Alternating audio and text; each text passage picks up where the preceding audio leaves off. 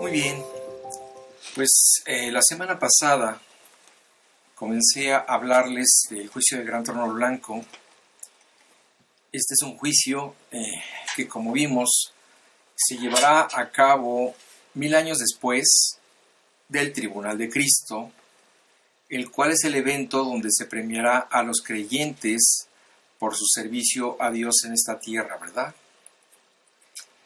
El juicio del Gran Trono Blanco es el evento en el cual se castigará a los hombres que murieron sin haber creído en Dios.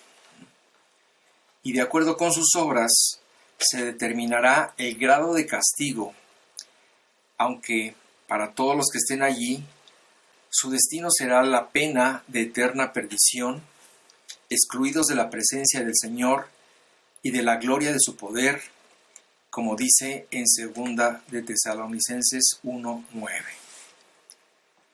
Les comenté también acerca de las dos resurrecciones que existen, los que resucitarán para vida eterna y los que resucitarán para condenación eterna, que son precisamente todos los que estarán presentes en este juicio del Gran Trono Blanco. Juan, el escritor de Apocalipsis, ¿verdad?, nos relata que él vio el trono de Dios, grande y blanco, como corresponde al trono de un Dios todopoderoso, santo y justo. Y al verlo, dice que cayó como muerto. Entonces, espero que haya quedado muy claro que este juicio no es para los creyentes. No lo es porque ellos no merezcan ser juzgados, sino que ellos fueron juzgados en la persona de Cristo. Es decir, en la cruz Jesús fue juzgado en su lugar y Él pagó todo lo que ellos debían. Entonces, según las leyes humanas y las divinas, una persona no puede ser juzgada 2 veces por el mismo delito. Y si Cristo ya fue juzgado por tus pecados, entonces tú ya no puedes ser juzgado otra vez. Entonces, es claro que Jesús pagó el castigo del pecado de todo el género humano, pero solo aquellas personas que se arrepientan de sus pecados, pidan perdón a Dios, crean, confíen y acepten lo que Cristo hizo por ellos en la cruz, ellos son los que se beneficiarán de su sacrificio, ¿verdad? Como es muy clara la enseñanza en este versículo clásico de Juan 3:16, donde dice: porque de tal manera amó Dios al mundo, que ha dado a su Hijo unigénito. ¿Para qué? Para que todo aquel que en Él cree no se pierda, mas tenga vida eterna. Entonces, por un lado vemos la provisión de Dios al pagar por nuestros pecados, y por otro lado vemos la responsabilidad del hombre de creer. Entonces, es importante que nos demos cuenta que solamente creyendo nos vamos a beneficiar del sacrificio de Cristo, como también Él mismo lo dijo en Juan 8:24, cuando dijo: por eso os dije que moriréis en vuestros pecados, porque si no creéis que yo soy, en vuestros pecados moriréis. Entonces es muy claro el hecho de que toda aquella persona que cree en Cristo ya no tendrá que pasar por este juicio, porque Jesús ya fue juzgado en su lugar en la cruz. Finalmente, también la Biblia enseña que los que no creen ni aceptan lo que Cristo hizo por ellos, tendrán que ser juzgados y pagar por sus pecados en el infierno, según se enseña en Mateo 25:46, donde dice: e irán estos al castigo eterno, y los justos a la vida eterna. Entonces, toda esta diferencia que se hace entre los que creen y los que no creen pues es muy notoria a través de toda la Escritura. Bueno, voy a leer el pasaje que estamos estudiando, que precisamente está en Apocalipsis 20, 11 al 15. Y dice así: y vi un gran trono blanco, y al que estaba sentado en él, de delante del cual huyeron la tierra y el cielo, y ningún lugar se encontró para ellos. Y vi a los muertos, grandes y pequeños, de pie ante Dios, y los libros fueron abiertos, y otro libro fue abierto, el cual es el libro de la vida, y fueron juzgados los muertos por las cosas que estaban escritas en los libros, según sus obras. Y el mar entregó los muertos que había en él, y la muerte y el Hades entregaron los muertos que había en ellos, y fueron juzgados cada uno según sus obras. Y la muerte y el Hades fueron lanzados al lago de fuego. Esta es la muerte segunda. Y el que no se halló inscrito en el libro de la vida fue lanzado al lago de fuego. Bueno, la vez pasada alcanzamos a ver lo que fue el primer versículo. Y esta mañana vamos a ver precisamente que este juicio consta de varios pasos. Dice aquí en el versículo 12: y vi a los muertos, grandes y pequeños, de pie ante Dios. Y este es precisamente lo que va a suceder. El primer paso dentro de este juicio es la presentación ante el juez. En ese momento se presentarán ante Jesucristo los muertos que murieron sin haber creído en Él. Y la Biblia dice en forma enfática, dice Juan: yo vi a los muertos, grandes y pequeños, de pie ante Dios. Desde aquí empezamos a ver esta terrible escena, ¿verdad? Los hombres están de pie ante Jesucristo. No están allí para tener una plática con Él, ni para escuchar sus palabras, ni para aceptarlo en su corazón. El tiempo para eso ya la tuvieron todos los hombres mientras vivieron en la tierra. Tampoco están sentados a su lado, porque no son iguales. Uno es Dios y el otro es su criatura. Uno va a juzgar y el otro será juzgado. Tampoco están allí para defenderse y dar sus argumentos. No hay abogados. El que pudo ser tu abogado en vida, Jesús, ahora en tu muerte es tu juez. Muchas personas no entenderán la diferencia entre Dios y el hombre hasta ese día. El humanismo se ha encargado de poner al hombre en el centro del universo y le ha hecho creer que es lo máximo y que no necesita de Dios. Durante toda su vida, el hombre se ha endiosado a sí mismo, se ha tragado la fantasía de creerse autónomo y sin responsabilidad ante su Creador. Pero ese día, todos los hombres que despreciaron a Dios se presentarán uno por uno de pie ante Dios para recibir su sentencia de condenación. En ese momento no habrá diferencia.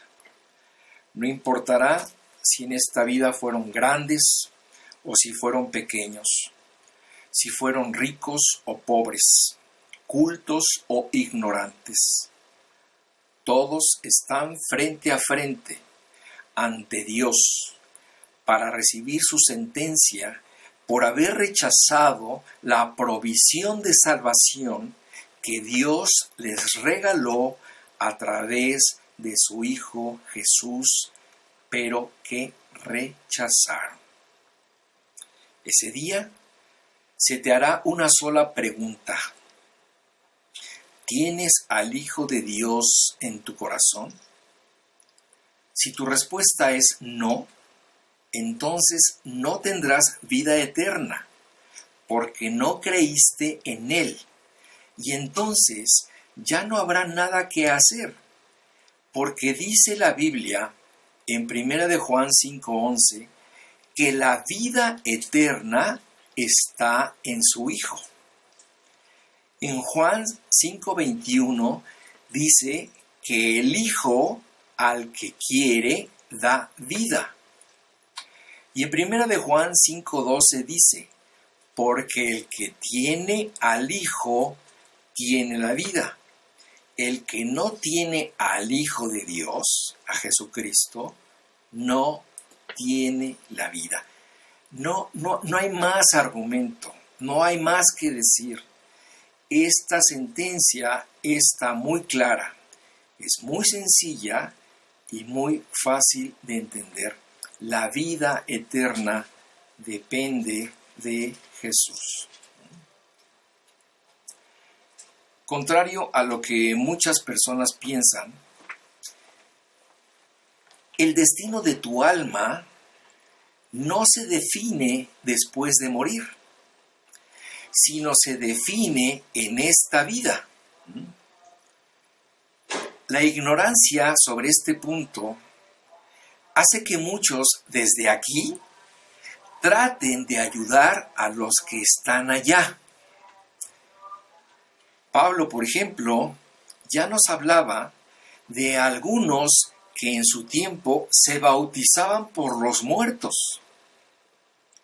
Y más adelante, conforme se crearon diferentes religiones, estas inventaron una serie de ritos para poder ayudar a los hombres a enfrentar el juicio de Dios y para ayudarlos a alcanzar la eternidad. Pero la Biblia enseña que cuando tú mueres, ya definiste tu morada eterna. Esta no se define después de morir, sino que es durante esta vida donde se te da la oportunidad de creer o no creer, de abrazar o rechazar a Dios de una forma personal e individual. Por lo tanto, es en esta vida donde defines tu destino eterno. Vamos a leer lo que dice Juan 3:18. Dice, el que en él cree no es condenado, pero el que no cree ya ha sido condenado. Fíjense cómo es muy claro este versículo. El que cree no es condenado, pero el que no cree ya ha sido condenado. No es que será condenado, sino el hecho de creer o de no creer es lo que define la condenación o la salvación. De tal forma que eso se tiene que definir o queda definido mientras tú estás viviendo en esta tierra. Entonces, ya ha sido condenado y se reitera. ¿Por qué? Porque no ha creído en el nombre del unigénito Hijo de Dios. Esto es, no ha creído en el nombre del único Hijo de Dios, el cual es Jesucristo. Y si nosotros seguimos leyendo este versículo de Juan 3:19, dice, y esta es la condenación, que la luz vino al mundo. Es decir, esta luz es la que contiene la palabra de Dios, que alumbra tu entendimiento precisamente para creer. Y cuando la luz viene a los hombres, ellos tienen que reaccionar a la luz. Pero dice el versículo que los hombres amaron más las tinieblas que la luz. Entonces, aquí se reafirma el rechazo de la luz y la preferencia a quedarse en las tinieblas. Y la razón que Juan da aquí es porque sus obras eran malas. Es decir, ellos prefieren quedarse en sus malas obras y no seguir la luz. Y continúa diciendo este versículo, porque todo aquel que hace lo malo aborrece la luz y no viene a la luz para que sus obras no sean reprendidas. Es decir, aquí es muy importante que nos demos cuenta que precisamente la negativa del hombre para acercarse a Dios es precisamente porque no quiere ser reprendido por Dios. Él, en el interior de su ser, sabe que está mal y no quiere ser exhibido, no quiere acercarse a la luz para que sus obras no sean reprendidas. Y termina diciendo el versículo, mas el que practica la verdad viene a la luz para que sea manifiesto que sus obras son hechas en Dios. Entonces es muy claro, el que rechaza a Jesús es condenado en automático porque está rechazando la única provisión de Dios que está en su Hijo. Por esta razón, el juicio del gran trono blanco es muy particular, porque todo aquel que llega a él ya está condenado. O sea, es un juicio al que se llega solamente para oír la sentencia y el grado de castigo que recibirá en el lago de fuego según su conducta en este mundo. Aunque finalmente, para todos los que estén allí, como ya vimos, su castigo será la pena de eterna perdición, excluidos de la presencia del Señor y de la gloria de su poder. Bueno, una de las cosas que también la Biblia enseña es que, así como en el cielo hay diferentes galardones, la Biblia enseña que en el infierno hay varios grados de castigo.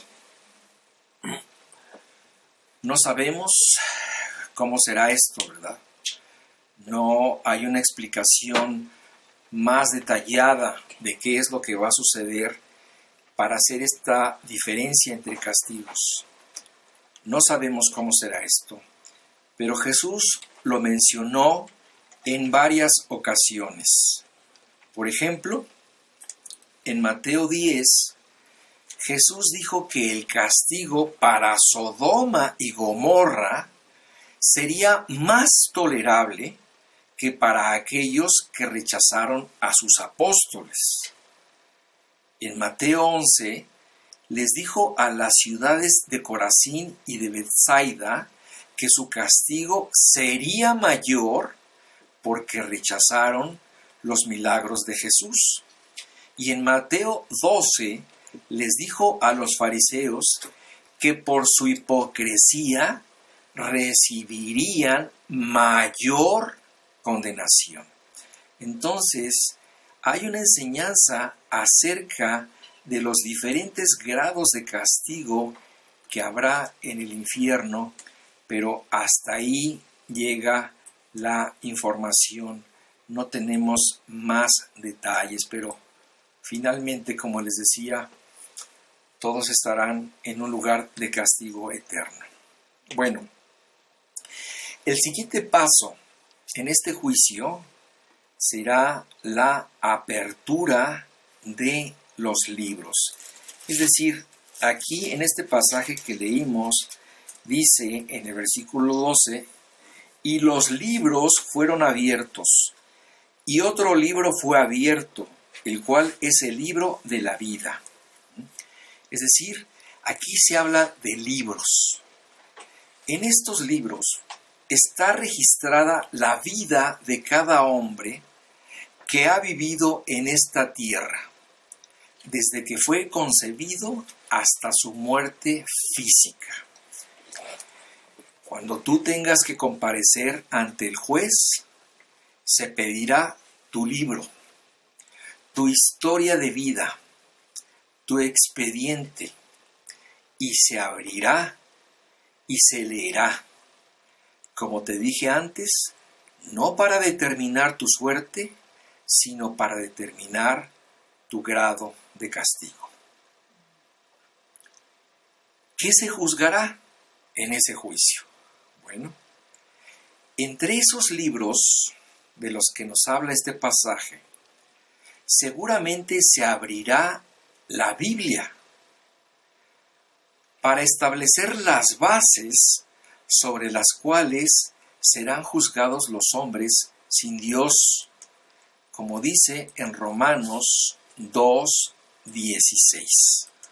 Dice así: en el día, se está refiriendo precisamente a este día del juicio, dice, en el día en que Dios juzgará por Jesucristo los secretos de los hombres conforme a mi evangelio. Es decir, todo lo que está escrito en la Biblia será la base sobre la cual se va a determinar tu castigo.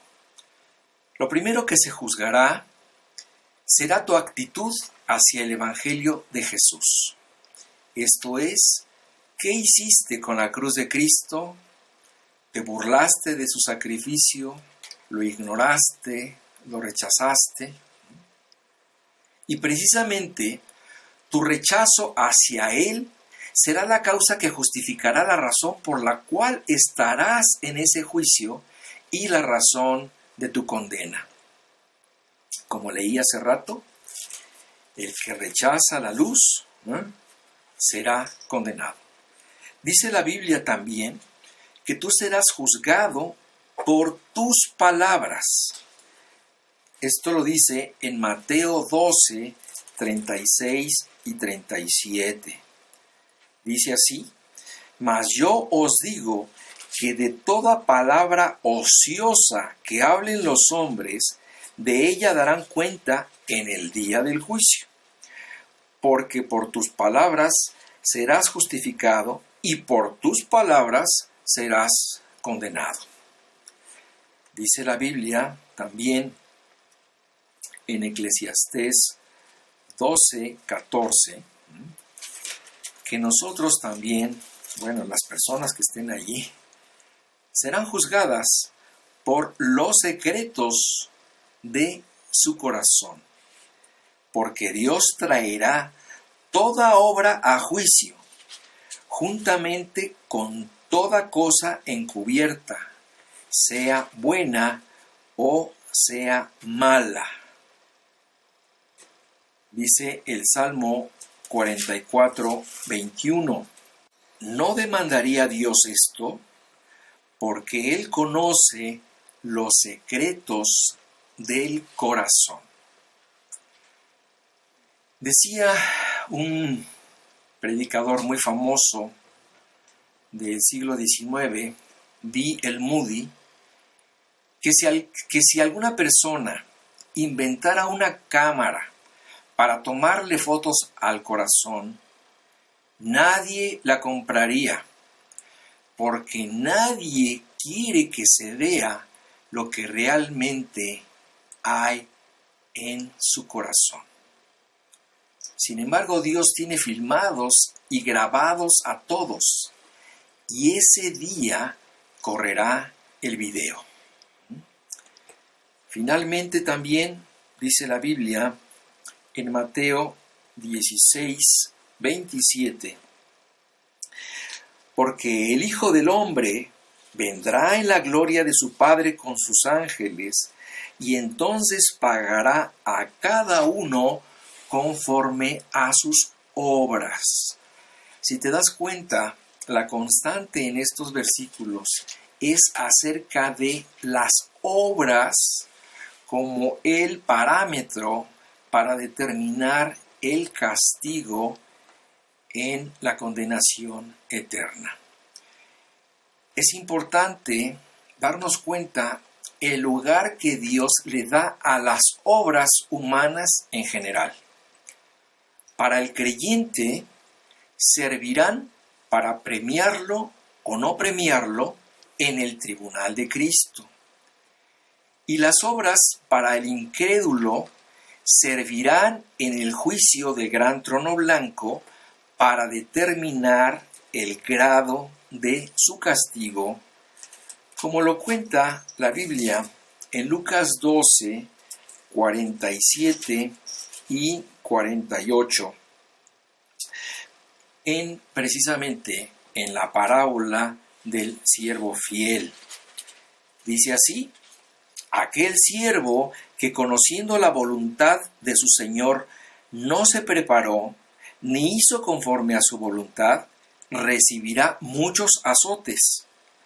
Mas el que sin conocerla hizo cosas dignas de azotes, será azotado poco, porque todo aquel a quien se haya dado mucho, mucho se le demandará, y al que mucho se le haya confiado, más se le pedirá.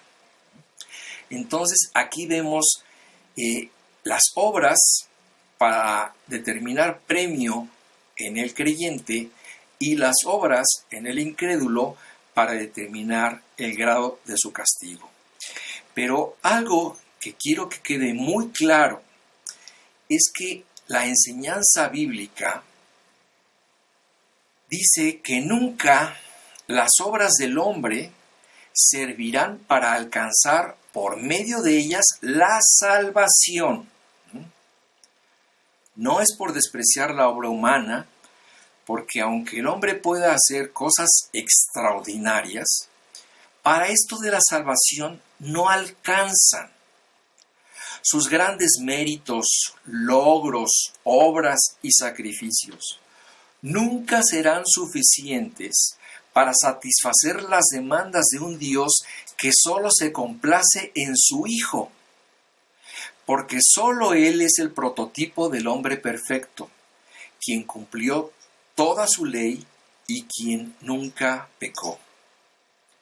Pero la más grande obra humana, ni siquiera la suma de todas las grandes obras humanas de todos los tiempos, se pueden comparar con la más pequeña gota de la sangre que Jesús derramó en la cruz para pagar tus pecados. Solo la sangre de Cristo tiene el poder y la capacidad de limpiar tu pecado y llevarte a la vida eterna. Como dice en Apocalipsis 1, del 5 al 6, que les voy a leer. Dice así: y de Jesucristo, el testigo fiel, el primogénito de los muertos y el soberano de los reyes de la tierra, al que nos amó y nos lavó de nuestros pecados con su sangre. Aquí no dice que cada uno se lava de sus pecados con sus obras, con sus méritos, con sus sacrificios. Dice aquí que la única forma de lavar nuestros pecados es a través de la sangre que Cristo derramó en la cruz. Y por esta razón, los que hemos sido lavados con su sangre, dice el versículo 6, nos hizo reyes y sacerdotes para Dios su Padre. A Él sea gloria e imperio por los siglos de los siglos. Amén. Entonces, quiero que quede muy clara esta enseñanza. Las obras del hombre son para premio, recompensa o grado de castigo, pero nunca serán el parámetro para la salvación. Bien, ese día nadie podrá argumentar nada a su favor. Ese día, todo aquel que se burló de Dios cosechará lo que sembró. Ese día, la conciencia de cada uno se pondrá en su contra. Aunque durante toda tu vida en esta tierra hayas aprendido a callar tu conciencia o a ignorarla, ese día se levantará con toda su fuerza para ponerse como nunca del lado de Dios y darle la razón, como dice en Romanos 2, 15 y 16, donde nos habla precisamente del actuar de la conciencia en ese día de juicio. Y dice así: mostrando la obra de la ley escrita en sus corazones, dando testimonio su conciencia y acusándoles o defendiéndoles sus razonamientos. ¿Cuándo sucederá este despertar de la conciencia para acusarte o defenderte? En el día en que Dios juzgará por Jesucristo los secretos de los hombres conforme a mi evangelio. Entonces, ese día la conciencia se pondrá del lado de Dios y se pondrá en tu contra. La justicia que el hombre nunca vio en esta tierra se aplicará con todo rigor sobre los injustos. Los que murieron burlando la justicia humana serán alcanzados por la justicia divina y tendrán que dar cuenta de sus abominables actos. Los abusadores, los narcos que provocaron miles de muertes, los asesinos, los que robaron la inocencia de los inocentes, los violadores, pederastas y pervertidos, los que abusaron de su poder, de su dinero, todos los injustos estarán de pie delante de Dios para recibir su castigo ese día. Dios no ha olvidado nada. Todo está apuntado en el libro de cada uno. Como dice Lucas, porque nada hay oculto que no haya de ser manifestado, ni escondido que no haya de ser conocido y de salir a luz. Esto es tremendo, ¿verdad? Esto es algo absolutamente aterrador.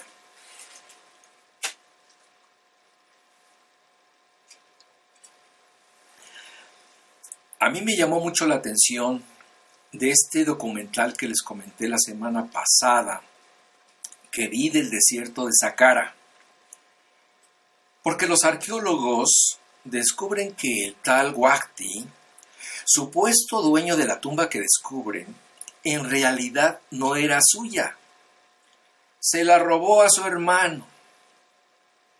Entonces puso su estatua en lugar de la de su hermano. Borró el nombre de su hermano y puso el suyo por todos lados. Es más, dentro de los 42 jueces con los que se enfrentaría en el inframundo, se incluyó él, con la idea de abogar por él mismo el día que fuera juzgado por ellos. O sea, todo un caso del tal Waqti. Y entonces tú dices, bueno, esto es ridículo, ¿verdad? Esta conducta de este cuate es patética. Pero también es muy ilustrativo de lo iluso que puede ser el hombre al pensar que puede pasarse de listo y engañar a Dios. Pero así es el corazón del hombre, dice la Biblia, engañoso y perverso. Y tan cínico que en la misma presencia de Dios, dice la Biblia, que los pseudocreyentes tratarán de confundir, mentir y engañar a Dios. Así lo dice en Mateo 7, 21 y 22. Dice así: no todo el que me dice, Señor, Señor, entrará en el reino de los cielos, sino el que hace la voluntad de mi Padre que está en los cielos. Muchos me dirán en aquel día, está hablando del día del juicio, Señor, Señor, ¿no profetizamos en tu nombre? Y en tu nombre echamos fuera demonios, y en tu nombre hicimos muchos milagros. Entonces aquí el hombre tratará de engañar a Dios. Y entonces dice el pasaje que el juez justo los parará en seco y les dirá: nunca os conocí, apartaos de mí, hacedores de maldad. Ese terrible día, todos los argumentos del hombre para justificar sus pecados serán rechazados, porque el único remedio para el pecado del hombre estaba en el perdón de Dios, quien todo el tiempo de su vida se ofreció a limpiarlos, olvidarlos y echarlos al fondo del mar. Pero no quisieron aceptar su perdón, y para ese día ya será demasiado tarde.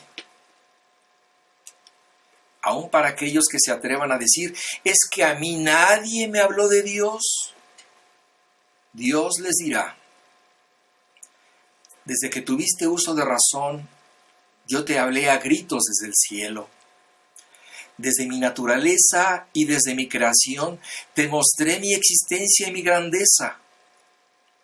También estuve yo revelándome a ti cuando viste el milagro de la vida al nacer tu hijo, cuando por mi poder y misericordia te libré de muerte y enfermedad, cuando te di la inteligencia y la salud para que pudieras ganarte la vida.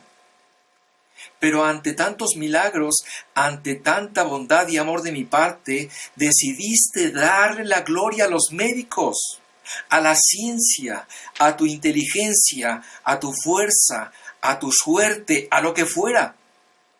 Pero no le diste la gloria a Dios. Decidiste mejor cerrar tus ojos y tapar tus oídos para no oír su voz. No quisiste reconocer a tu Creador y seguiste tu vida sin Él. Fíjate lo que dice en Romanos 2, versículo 5 y 6. Dice Dios: pero por tu dureza y por tu corazón no arrepentido, atesoras para ti mismo ira para el día de la ira y de la revelación del justo juicio de Dios. Es decir, todo aquel hombre que no reconoció a Dios en su vida, sino que al contrario se endureció contra Él y no se arrepintió, lo único que hizo fue atesorar ira para él mismo para el día de la ira y de la revelación del justo juicio de Dios, el cual pagará a cada uno conforme a sus obras. El juicio será justo. Nadie podrá alegar ignorancia. Yo en realidad no puedo imaginar lo terrible que será ese día. Si Juan, siendo un apóstol de Jesucristo, un hombre espiritual, un hombre limpio y recto, dice que tan solo con ver al que estaba sentado en el trono, cayó como muerto, ¿qué pasará con el hombre culpable que estará solo frente a Dios, sabiendo que está allí para ser juzgado?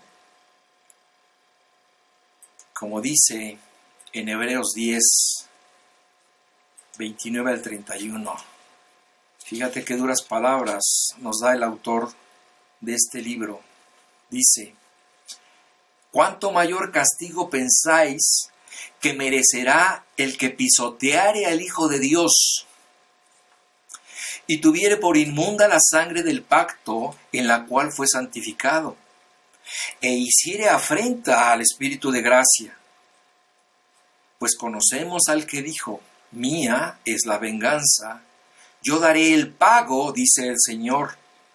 Y otra vez, el Señor juzgará a su pueblo.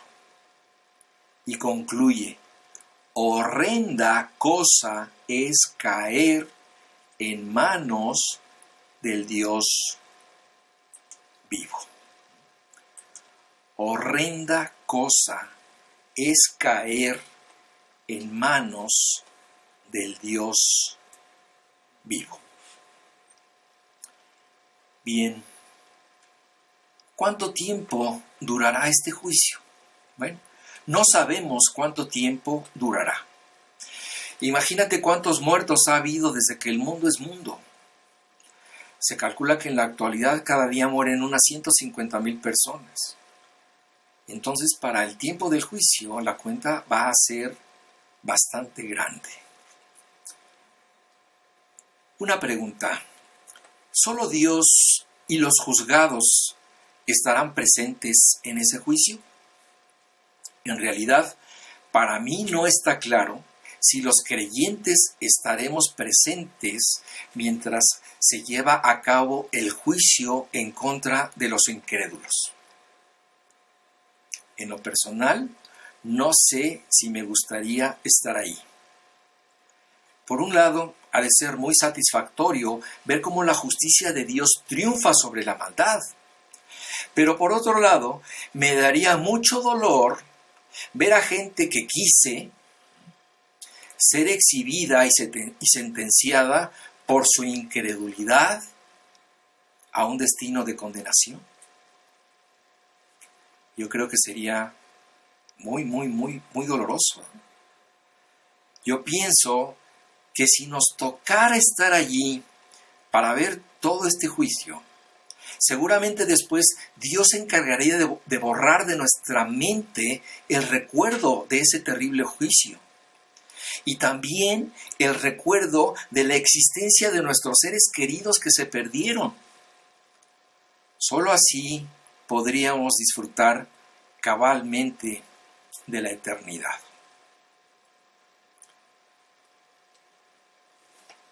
La apertura de el libro de la vida. Leímos hace rato lo que decía este pasaje, ¿verdad? Dice, y los libros fueron abiertos, y otro libro fue abierto, el cual es el libro de la vida. Aquí se habla de un libro de la vida. Todas las personas que nacen en este mundo tienen sus nombres inscritos en el libro de la vida. En la antigua Grecia existía la costumbre de llevar un libro de la vida, que no era otra cosa que el registro civil de todos los nacidos en esa ciudad. Si por alguna razón algún ciudadano se convertía en una persona indeseable, criminal o perversa, su nombre se borraba del libro de la ciudad y era desterrado. Desde la eternidad pasada, nuestros nombres fueron escritos en el libro de la vida del Cordero, porque Dios sabía que un día seríamos concebidos. El libro de la vida contiene el nombre de todos aquellos que fuimos predestinados para vida eterna, porque el plan original de Dios para todos los hombres es que todos los hombres sean salvos y vengan al conocimiento de la verdad. Este es el deseo de Dios, pero el deseo del hombre puede ser otro. A él se le ha dado la libertad tanto de cambiar su destino como de rechazar a Jesús.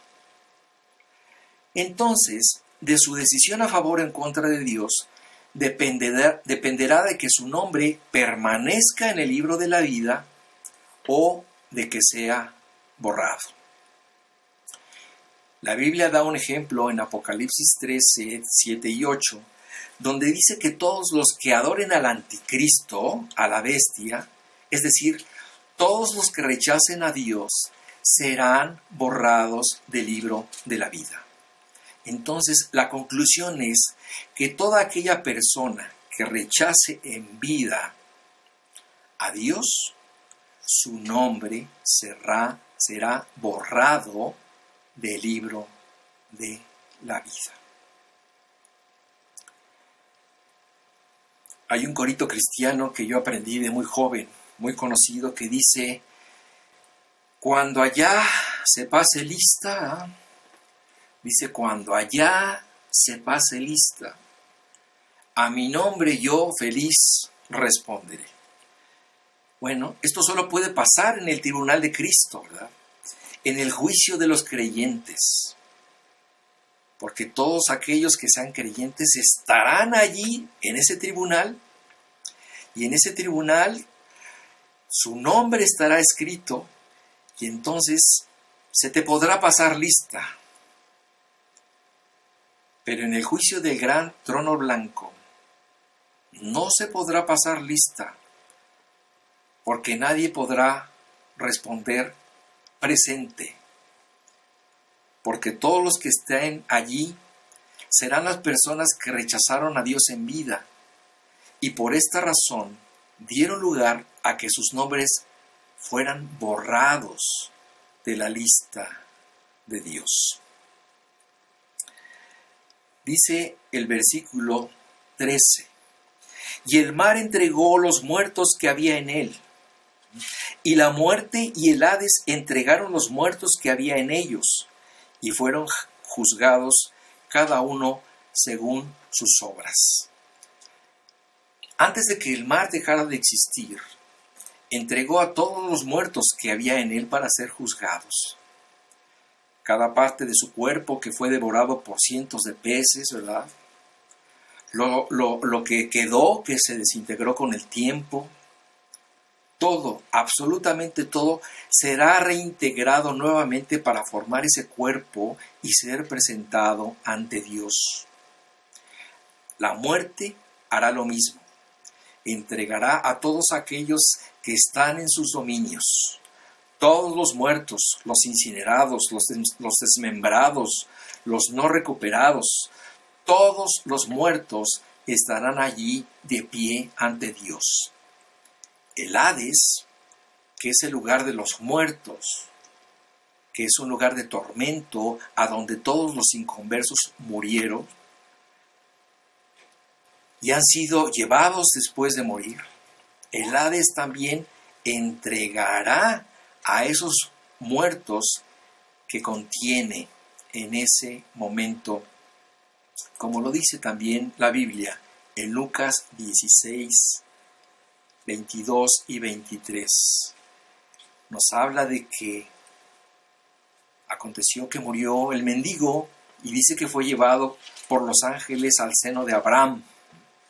Y murió también el rico y fue sepultado.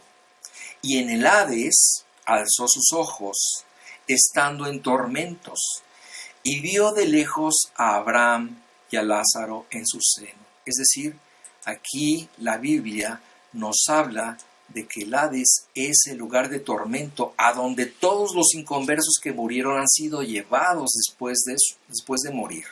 Es decir, el Hades es un lugar temporal donde los condenados aguardan en el día en que sus almas serán sacadas de allí y sus cuerpos serán resucitados para ser llevados a juicio en cuerpo y alma ante Dios.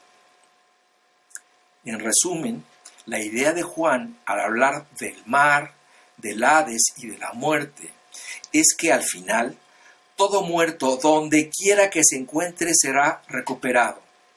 Cada partícula de su ser será reunida por Dios para que la persona pueda comparecer en cuerpo entero ante Él para ser juzgado cada uno según sus obras. Dice la Biblia habla de la primera y de la segunda muerte. Dice, y la muerte y el Hades fueron lanzados al fuego. Y esta es la muerte segunda. Ahorita regresamos más a este pasaje. La cosa es que aquí la Biblia habla de dos muertes. La primera vez que alguien muere, como muere cualquier ser humano, se le llama la primera muerte. La segunda muerte sucede cuando los inconversos, después de ser juzgados y sentenciados, son arrojados al infierno. Esta será una separación definitiva, una muerte eterna. Por esta razón, Juan, antes de explicar el juicio del gran trono blanco, dijo que los que participaron en la primera resurrección son los santos y bienaventurados, porque ellos no van a sufrir la segunda muerte, sino que entrarán al reino de Jesús para gobernar con él durante 1000 años. Vamos a ver cómo lo dice en Apocalipsis 26, unos cuantos versículos antes de lo que estamos estudiando. Dice así: bienaventurado y santo el que tiene parte en la primera resurrección. La segunda muerte no tiene potestad sobre estos, sino que serán sacerdotes de Dios y de Cristo y reinarán con él 1000 años. ¿Ok? Bueno, dice el versículo 14: y la muerte y el Hades fueron lanzados al lago de fuego. Esta es la muerte segunda. Es decir, la misma muerte y el Hades sufrirán también de la segunda muerte cuando sean arrojados al lago de fuego. Y dice el último versículo de este pasaje: y el que no se halló inscrito en el libro de la vida fue lanzado al lago de fuego. Es decir, Juan reitera, Juan vuelve a poner el dedo en el punto central de este mensaje. Juan termina este terrible relato, ¿verdad?, recalcando el hecho de que el que no se halló inscrito en el libro de la vida fue lanzado junto con la muerte y el Hades al lago de fuego, como dice en Mateo 10:28. Dice: y no temáis a los que matan el cuerpo, mas el alma no pueden matar. Temed más bien a aquel que puede destruir el alma y el cuerpo en el infierno. Este lugar será también el destino final de Satanás y sus demonios.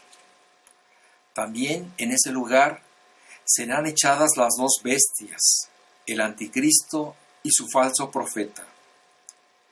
Así que para todos aquellos burlones que pensaron que el infierno estaría lleno de un buen ambiente y de buenos cuates, allí en medio de todos estarán estas finísimas personas que seguramente les van a echar a perder la fiesta.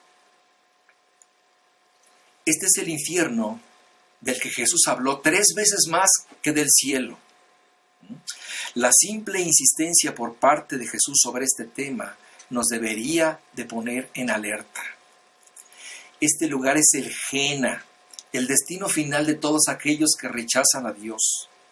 Este es el lugar donde el fuego nunca se apaga y el gusano nunca muere. Este es un lugar de oscuridad, lejos de la luz de Dios, porque originalmente fue hecho para Satanás y sus demonios. Este es un lugar donde se llora y se crujen los dientes. Este es el lugar donde el tormento sube por los siglos de los siglos y no tienen reposo de día y de noche. Este lugar es precisamente la razón por la cual Jesucristo hace más de 2000 años vino a este mundo. En la cruz Él se sometió al juicio de Dios. Todos los pecados de la humanidad cayeron sobre Él. Y en la cruz Él sufrió el infierno que tú merecías sufrir para que no lo sufrieras tú. Finalmente, Jesús murió como consecuencia de los pecados del hombre, pero como consecuencia de su divinidad, al tercer día se levantó de los muertos y resucitó, recuperando la vida para Él y para ti. Desde entonces, Él ofrece esta vida a todo aquel que se quiera arrepentir, pedir perdón y que esté dispuesto a reconocer y recibir a Cristo en su ser como Señor y Salvador. Este es el deseo de Dios: librarte de su ira y ofrecerte la salvación por medio de su Hijo Jesús, como dice en Primera de Tesalonicenses 5, versículo 9 y 10. Permíteme leértelo. Dice, porque no nos ha puesto Dios para ira, sino para alcanzar salvación por medio de nuestro Señor Jesucristo, quien murió por nosotros, para que ya sea que velemos o que durmamos, vivamos juntamente con Él.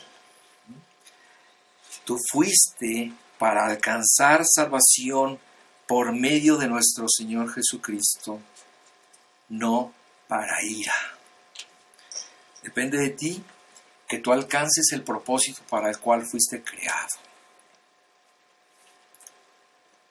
Conclusión.